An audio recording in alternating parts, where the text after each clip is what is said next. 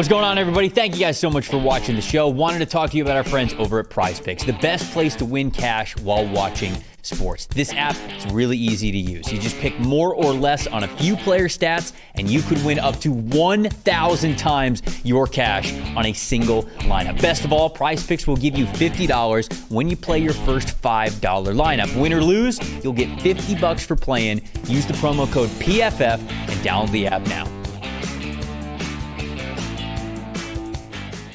The Cincinnati Bengals, PFF gave them a C for their draft haul here, and that draft haul was a little bit smaller than it was for some of these other teams. Edge rusher Shamar Stewart was picked in the first round. Demetrius Knight, the linebacker out of South Carolina, in the second.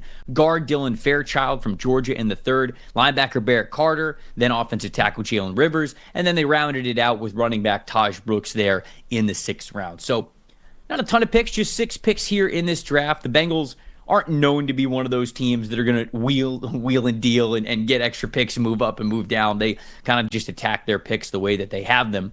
So PFF gave them a C. I don't know, I feel like could have been a little bit better here for the Bengals, but what do you think? I feel like it was a draft of bets. What do you think for the Cincinnati Bengals? Yeah, I think depending on what you think, especially of Shamar Stewart, this could maybe be a C+ or a B-. But what you have here to me when I look back at this Bengals class is a team that really, really drafted for need. Obviously, they have needs on the defensive line, and they're taking the home run swing on Shamar Stewart, right? And I mean, you know, there's a thought that his athletic talent, there's so much more there to unlock, especially as a pass rusher. But even if nothing else, you're getting a guy who was 6 in the FBS and run defense grade last year. That's somewhere all across the defensive line for the Bengals. They need help. Demetrius Knight's a player I like in the second round, especially with his coverage ability. I've told you that I think he should be a weak side complement for a team that already has an established middle linebacker. The Bengals have that in Logan Wilson. He had the 4th best coverage grade, Knight did, over the last 2 years in college football, and Bengals linebackers were 17th in coverage grade, and they're most likely losing Jermaine Pratt, whether it be to trade or they're cutting him. And then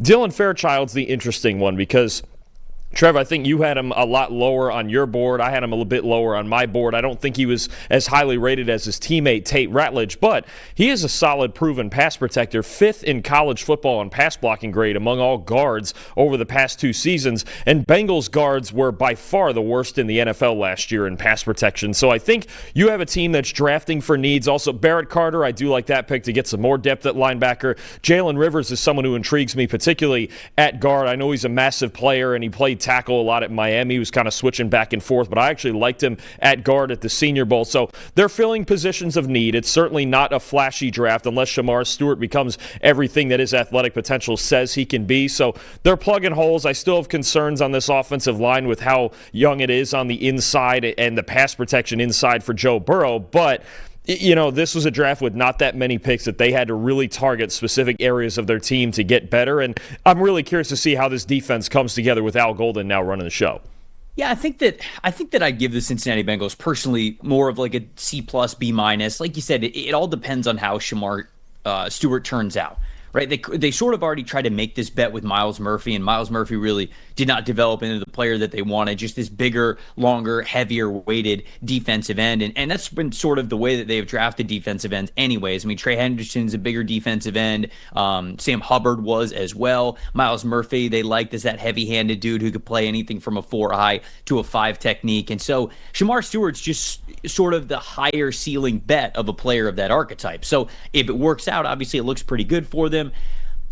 I look at Dylan Fairchild, and I think that he could be good for them. I am not so sure that that's going to be the case. Like I said, I was a lot higher on his teammate Tate Ratledge, but it's not like they had the opportunity to take Tate Ratledge. They were just taking a guy that they believed in there. So I don't mind the interior offensive line bet for them. Jalen Rivers just gives them that same sort of size that they like at their offensive tackle spots. The reason why I can't go any higher than a B-. B- is probably the best that I would give them, is because I would have liked for them to address defensive tackle in this draft here, and they really didn't. I like the Demetrius Knight pick, but they're prioritizing that over it and interior defensive lineman, and I think the same of Dylan Fairchild. But you get to the point where you go, okay, we drafted Shamar Stewart, okay, we like the defensive value and what Demetrius Knight can bring to us as a 1-2 combination, because I do agree, I don't think that they felt like they were talented enough at the second level last season. So Demetrius Knight and Logan Wilson, I think, is a nice little combination there, especially when you throw in Barrett Carter as well to be your LB3 and just a